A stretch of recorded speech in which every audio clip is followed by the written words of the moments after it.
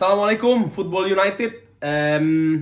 Kali ini preview soal Champions League match antara Atalanta melawan Manchester United dari Bergamo.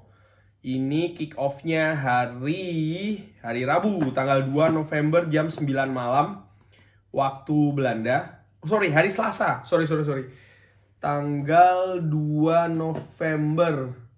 Ya betul, hari Selasa. Berarti hari Rabu dini hari waktu Indonesia jam 3. Karena beda sekarang 6 jam. Pertandingan yang menurut gua penting, paling tidak ada dua hal. Nomor satu adalah untuk menjaga peluang lolos dari Manchester United dari grup F, di mana saat ini Manchester United berada di puncak dengan nilai 6, diikuti Villarreal, Atalanta dengan nilai 4, dan Young Boys dengan nilai 3. Gua secara pribadi mengharapkan realistis, karena keadaan dari Manchester United ini kan walaupun kemarin menang dengan cukup meyakinkan menghadapi Tottenham Hotspur away 0-3, tapi belum sepenuhnya sembuh luka ketika menghadapi Liverpool kalah 0-5. Ada beberapa faktor pastinya, di samping Tottenham juga tidak dalam form yang terbaik, mereka sendiri juga sedang terseok-seok. Pelatihnya Nuno Espirito Santo juga sedang dalam ancaman pemecatan. Bahkan kabarnya setelah kalah menghadapi Manchester United ada rapat petinggi-petinggi dari Tottenham Hotspur untuk membahas nasib dari Nuno Espirito Santo. Artinya begini, kemenangan yang diraih memang kemenangan yang bagus, ada percobaan formasi yang baru di sana, tampilan pemain-pemainnya juga cukup luar biasa.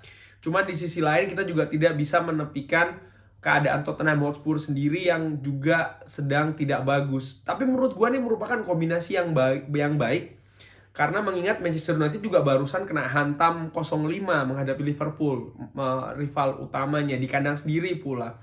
Kalau seandainya ini berandai-andai, pertandingan selanjutnya setelah menghadapi Liverpool ini menghadapi tim yang cukup berat, tentu saja ini akan lebih susah lagi bagaimana Manchester United ini untuk bounce back, karena kan memang harus step by step. Dan ini sebenarnya seperti yang gue bilang juga di preview, bahwasannya Tottenham Hotspur ini tim yang cocok untuk dihadapi Manchester United setelah kalah 0-5. Nah, sekarang bagaimana bounce back yang telah terjadi ini bisa konsisten dilakukan oleh Manchester United menghadapi Atalanta yang juga merupakan tim kuda hitam. Kuda hitam bukan cuma hanya musim ini, tapi dari musim lalu, di mana mereka justru bisa secara mengejutkan lolos dari grup yang ketika itu kan ada Liverpool, ada Ajax Amsterdam. Mereka bahkan mampu mengalahkan Liverpool di Anfield.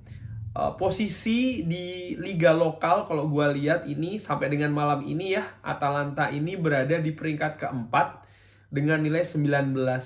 Terpaut cukup lumayan ini ya, terpaut kalau gue lihat ada 17 angka dari Napoli sebagai pemuncak klasemen sementara. Ada gap di sana. Tapi kalau gue ngelihat lagi bagaimana perjalanan dari Atalanta setelah kalah dengan cukup menyakitkan ya, kalah 3-2 dari Manchester United setelah mereka unggul 0-2 dulu. Ini mereka cukup baik, artinya dari 3 pertandingan mereka tidak terkalahkan, memetik 2 kali seri dan sekali menang di kandang Sampdoria ketika mereka tandang ke Genoa.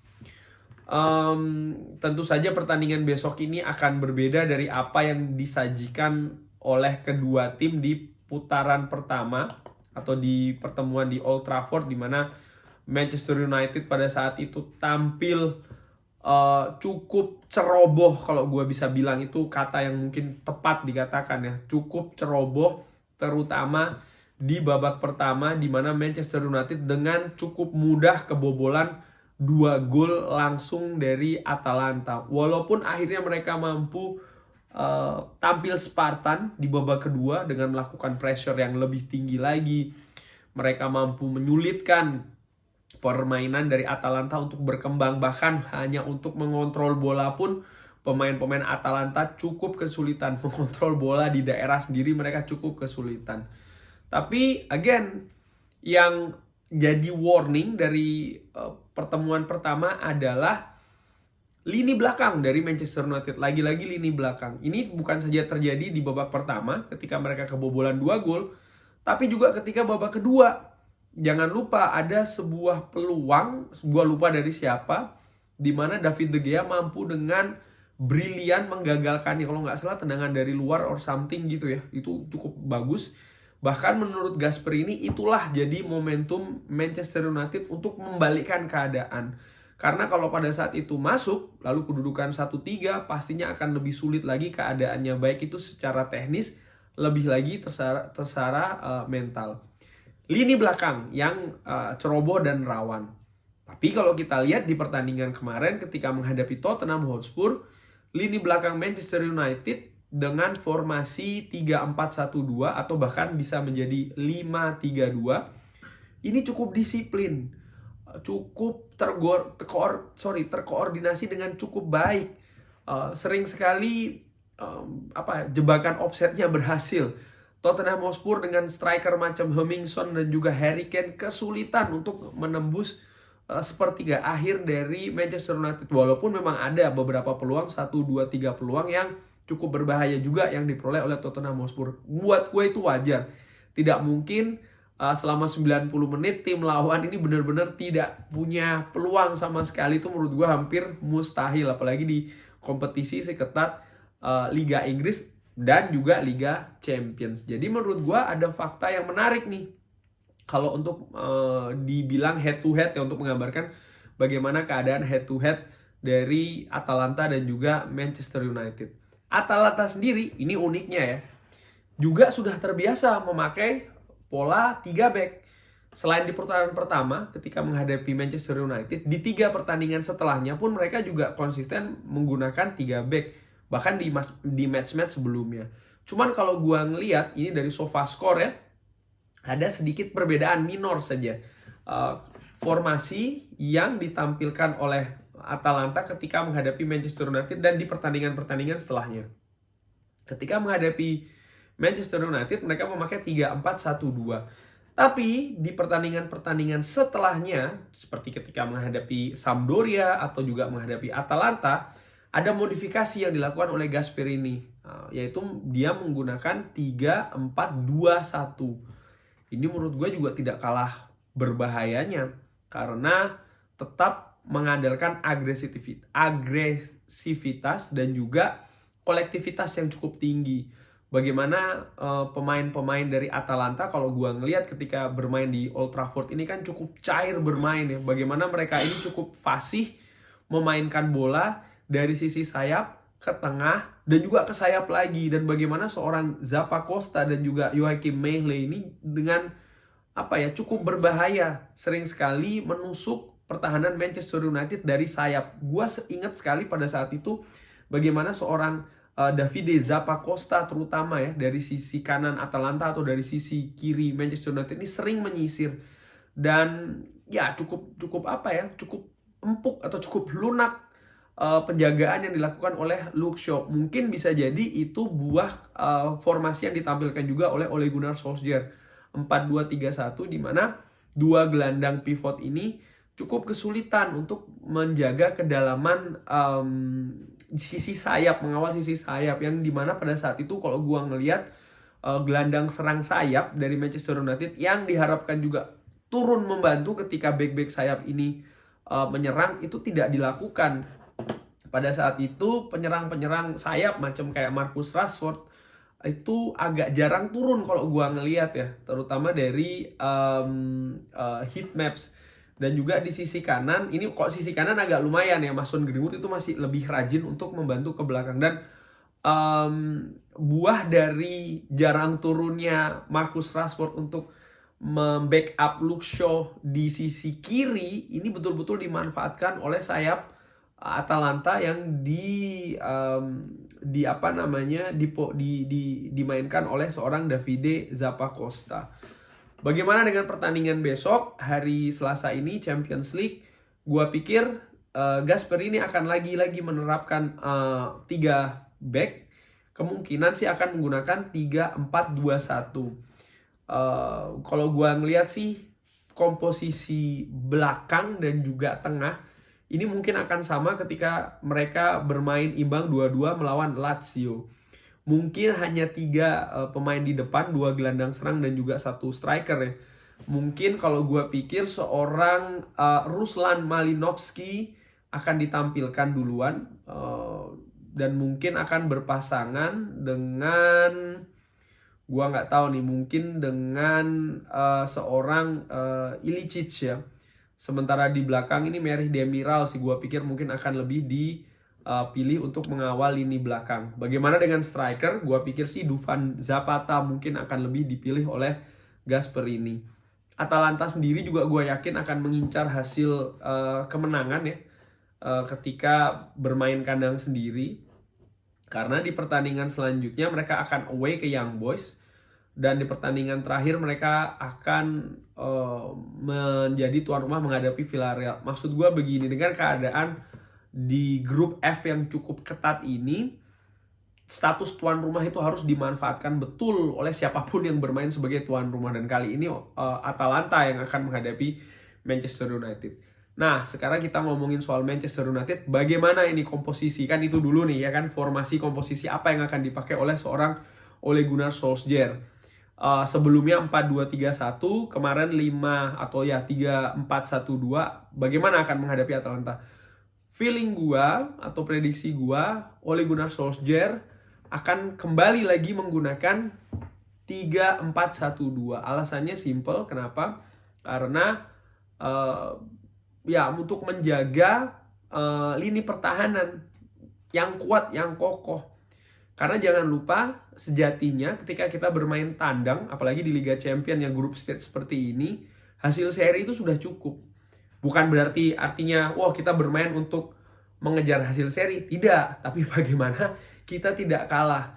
Dan tentu saja tetap mengincar kemenangan, tapi dengan cara yang cerdik. Maksud gue begini, kalau kita bermain agresif, melawan tim yang agresif pula, dimana kita tahu kita punya lini belakang yang tidak baik penampilannya di beberapa pertandingan terakhir.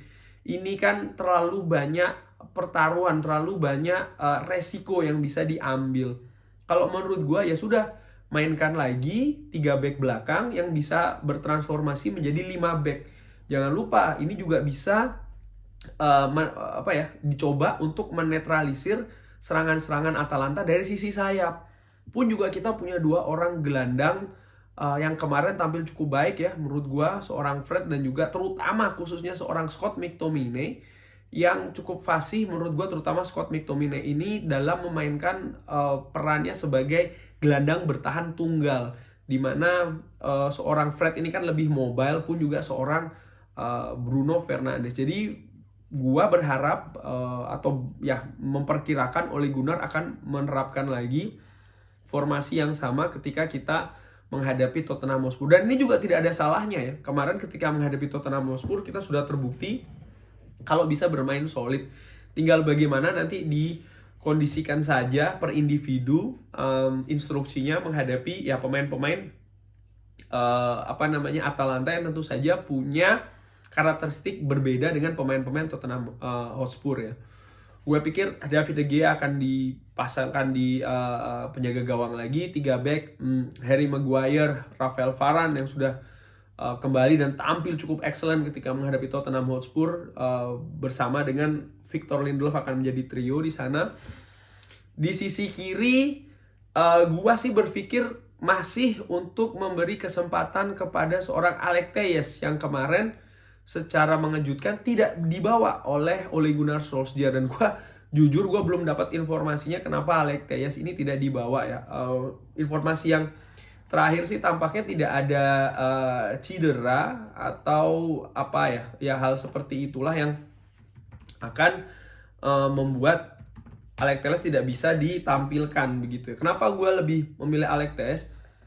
Gue masih dagdikduk ya dengan penampilan seorang Luke Shaw yang kemarin walaupun bertampilan lumayan, tapi tetap menurut gue tidak bisa mengesampingkan penampilan Luke Shaw ketika menghadapi Leicester dan juga menghadapi Liverpool. Jadi gue lebih memilih seorang Alex Telles, dan di kanan tentu saja Aaron Wan-Bissaka.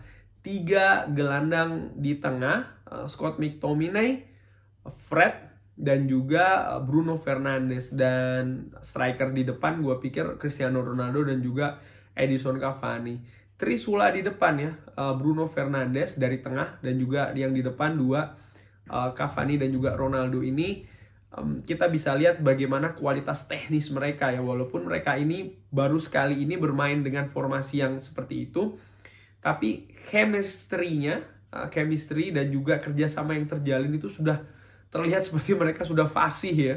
Bagaimana mereka memberikan umpan 1-2 di antara ketiganya, bikin build up yang cepat untuk membelah pertahanan dari Tottenham Hotspur. Menurut gua ini bisa jadi ancaman bagi Atalanta yang kalau gua ngelihat ya di sepanjang pertandingan rekornya itu juga memperlihatkan mereka ini sebenarnya pertahanannya juga tidak cukup kuat. Artinya mereka juga sering, bahkan di berapa ini 3 atau 6 pertandingan terakhir, di semua pertandingan yang mereka lalui mereka tidak bisa clean sheet. Artinya apa? Itu tadi lini belakang mereka pun juga sebenarnya tidak bagus-bagus banget. Again, kalau kita ngeliat di pertemuan pertama, ya kita bisa membobol gawang mereka 3 kali di satu babak, yaitu di babak kedua. Ini kan mempertunjukkan kalau ya lini belakang mereka juga tidak superior banget, dan ini sekali lagi salah satu celah yang bisa dimanfaatkan oleh Ole Gunnar Solskjaer. Ya permainan ofensif dari Atalanta ini musim lalu itu membawa bumerang ya, ketika mereka ini kalah dengan cukup telak, kalau tidak salah 0-5 menghadapi Liverpool. Di gol-gol yang tercipta juga lebih banyak dari skema serangan balik oleh Liverpool, di mana lini belakang Atalanta tampil cukup buruk ya. Dan menurut gua again ini salah satu titik yang bisa dimanfaatkan oleh Manchester United. Gua harapin Manchester United tidak kalah ya, karena membawa 1 poin sebenarnya sudah cukup, walaupun tentu saja harus terus mengincar kemenangan. Cuman again tidak kalah itu lebih penting, karena jangan lupa ini kompetisi, kita masih punya 1 pertandingan. Kita sudah mengemas 6 poin ya. Kalau menurut hitung-hitungan gua 9 poin itu seharusnya sudah bisa lolos, walaupun musim lalu tidak. Tapi itu kan kasusnya berbeda. Kalau seandainya kita bisa mengambil 1 poin di sini dan 3 poin nanti ketika menghadapi Young Boys, maka aman Manchester United untuk lolos ke babak selanjutnya. Feeling gue insya Allah kita bisa menang. Skornya berapa? Ya tergantung sebagaimana konsentrasi dari pemain, fokus, jangan sampai melakukan kesalahan sendiri. Thanks for watching, jangan lupa like and subscribe. Wassalamualaikum warahmatullahi wabarakatuh.